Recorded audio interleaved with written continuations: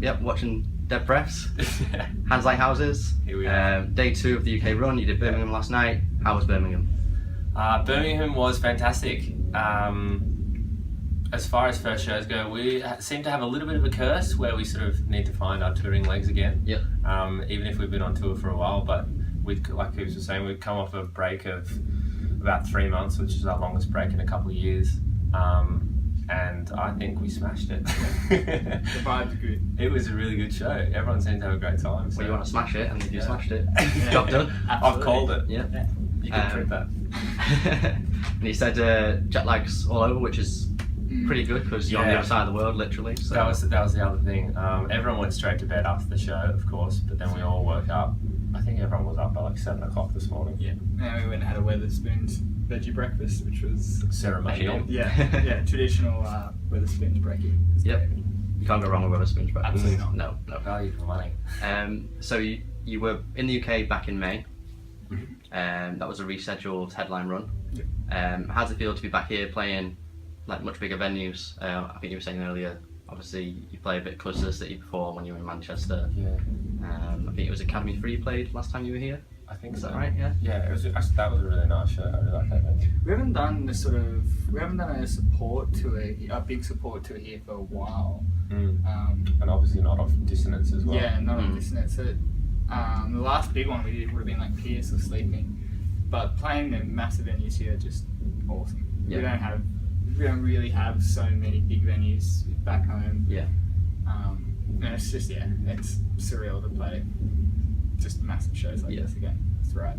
Do you thrive more in bigger shows, or do you prefer the smaller ones? I think you probably get more nervous. All my UK accents are falling into one. I think you get more nervous. Like the other day when we were going on to Birmingham, I was starting to get the jitters. Oh yeah. Just because maybe it was time off, but playing in front of more people, I think you get a little bit more anxious. But then hopefully that makes you perform better. Yeah. Because you just kind of go off instinct rather than More pressure. Yeah. In a good way. Yeah, definitely. So you mentioned it slightly earlier. New album, Dissonants. Slightly different direction than the previous 2 albums. How have you been seeing the fans and critics taken to it? Dead Press seems to really love it. Yeah. No, I think everyone's been super positive about it. Obviously, every band says the same thing going into every record, being like, "This is our best record," and everyone's gonna love it, and it's like our best work. And of course, that's exactly what we said. Yeah. But it is nice to have that recognised and people give that back to you, both in like a live context, like I'm sure tonight will be in last night, and then also with press and just in general, and I guess reviews and people's attitudes towards the album. It's all very like accepting and positive. Cool. And there was a few... Really smashed that one. Party line. There were a few setbacks originally, because I think, didn't you plan for an October release originally? Yeah. There's a lot of setbacks actually. And then it came to February, so that's a few months later.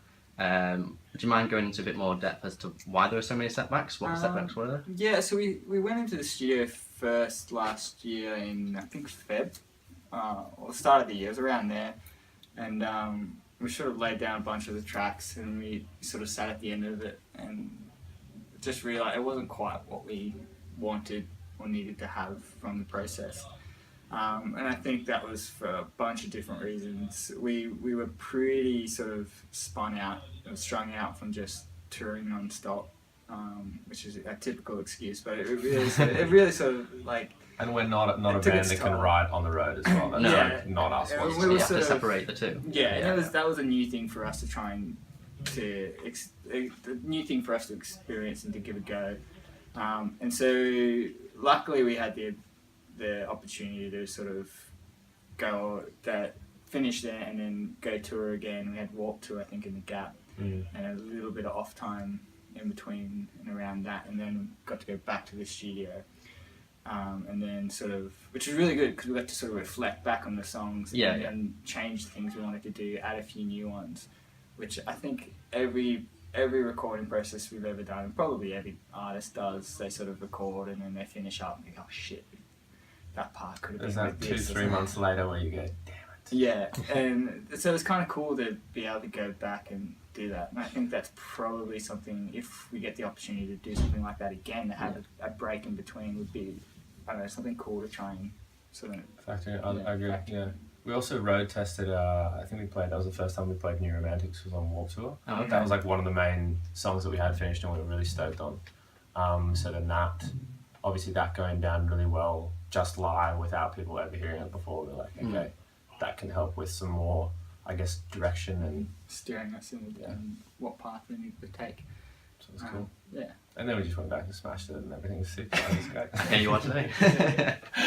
I think I saw in an interview or two that you said creating the record nearly broke up the band. Is that right? I mean, what? Yeah. There's a lot of stress. There was more stress than we've ever had, and it was all like self-inflicted. There was no real pressures from. Obviously, there are outside pressures. Like you want to be impressing fans, and you want to like give a good product to the label for them to be able to promote and stuff And like that. yourselves as well. But then, yeah, the main thing is obviously us, and we put huge amounts of pressure like on ourselves, like individually, and then on like the other members of the band respectively. So it just got to a point, and yeah, I think Trenton was like, I can't do this anymore, and we're like, cool, that's great. Like, no worries, we'll just keep on doing stuff. And then we sort of that kind of like exacerbated the situation, and we all needed to take time to sit there and go, this is wrong. Yeah. We've got it, we just need to work the pieces a little bit more. So Yeah. it was really tough. We for learned a all lot of of us. lessons though, which I think, it's the most valuable thing from that. And like process. that shit happens all the time in every band's career. Like there's bound to be a point. Yeah. Everyone releases albums being like, this album almost broke up the band, and then you release an awesome album. So Exactly. Sometimes they say the best art comes out of bad times. yeah, Exactly. yeah, definitely was Yeah. some dark times. It was Um, good. Now it's all funny. I don't think I can access those memories. It's probably best not to, yeah. Shut them out. Yeah. I mean, the record as a whole, especially compared to the last two, is a lot heavier. You've got scream vocals in there, which I don't think you had on any song on the previous two albums. Don't think so, no. And usually bands tend to transition into kind of that, so they'll have like one or two songs to scream in. Whereas I think nearly every song on Dissonants has some form of screaming. Is that right? Yeah, I wouldn't. We tend to say yelling, not Yeah. so much screaming. Just gruff Or vocals, aggressive clean vocals. Yeah. I think it was just more coming from that approach of wanting to have an aggressive feel. Yeah.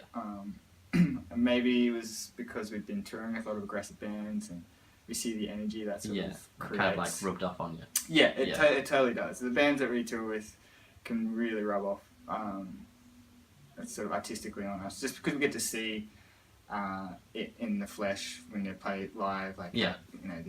the energy that it creates and stuff. So we wanted to sort of give it a go, and See how it goes. yeah, we did. Yeah. And Trent, like years and years ago, when in our old band, he I was like, where are you going with this stuff? he originally tried out as a screamer in our band. What was the old band called? What was it called then? I don't even think I was in the band. I don't know what we were called then. It was not a good. It's not ever worth looking for. Won't disclose names. But he didn't cut the mustard. But I think like a lot of Yeah, it take also came down to the nature of what was going on with the album and with our position as a band, Yeah. and we were just like, Pretty pissed off. yeah, we were just like angry and frustrated, and we So felt like like, to portray that. yeah, we were like, people weren't giving us what we wanted, and we weren't able to give people what we wanted, and so we just wrote breakdowns and started screaming it. And there you go. And then we're like, all right, sick, let's see how it goes. It's also the first album since, is it Jamal? Yeah. Yeah, so he stepped down from the band. Hakmal. Yeah. Did his absence have any play in how the record came out in terms of, you were saying before, like dark times and stuff like that? It was. I feel like it was strange when Jamal left, because it was like, it was really, really sad, because he was like, we all started together and we were all friends, but then it also like opened things up in a sense a lot more. Yeah. And gave us like more room to be exploring that like section creatively, and also have people explore that with us a little bit more, without necessarily having a person being like, this is my instrumental, like I have to be, or feel like they have to be like saying stuff like that. Yeah. We've always sort of had struggle with space in our songs, especially in the last couple of albums, because we've got 2 guitarists, we had keyboardists, and Matty P on drums is very he's sort of like a very eccentric and powerful player, and I think not having jams in this album sort of let us breathe a bit more in that sort of sonic space. Yeah. But as well, I think we all sort of sat down at different parts and sat with the keyboard, and I like that a lot. I don't think we're ever going to neglect that element of the band. Like that's part of whether we have a keyboardist or not. That sort of, I don't even know what you call it, like a lot of the stuff, electronics or a something. lot of the stuff we used creating to, like atmosphere. Yeah, we used to write. Like you and I would write a lot of riffs, and then that would become that keyboard part. We're like, oh, he's play this and he play that. Find so an instrument to we play can that. still do that in the studio. We just tell the producers, like, because he's a lot better pianist than we are. Yeah, so yeah. This, and it works. Yeah. Great dynamic. You should see it. It's fantastic. You did a video for Perspectives from the album. It came out a few days ago. Yeah. Yeah. Are you happy with how it came out? Nah, yeah, we are. Like, it's I guess because we did it so long ago. When did we film that? We filmed that like... Oh, so it's been on the back burner for a while. Yeah, it was sort of, we wanted to like find the 4 right weeks? time to release it. It was all around kind of like just after the album came out, we did a bunch of videos to have like a lot of content to be able to release when we needed it. Even like So it's just... November last year. Yeah, it's Wow, just it's nearly a year funny, ago. funny thinking back on it. But like, it looks really clean and it's got some really cool like hazes and lights. There's a lot of really cool hair whipping.